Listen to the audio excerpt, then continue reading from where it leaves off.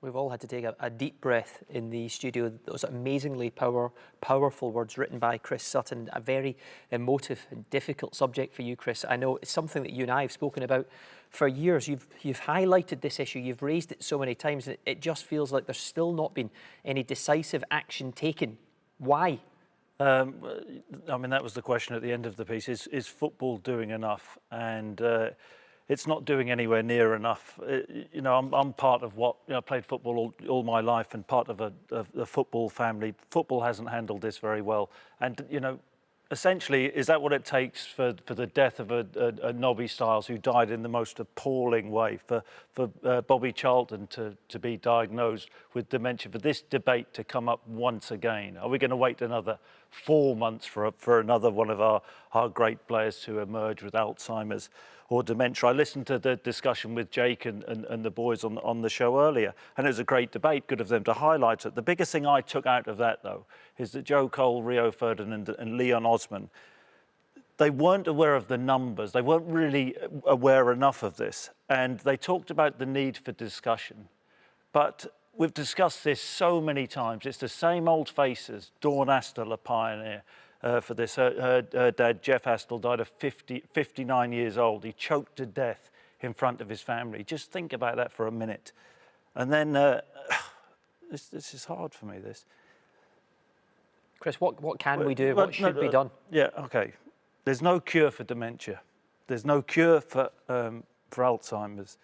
There's no cure for motor neuron disease. There's no cure for Parkinson's. You're 3.5 times more likely to die from neurodegenerative disease if you're a footballer.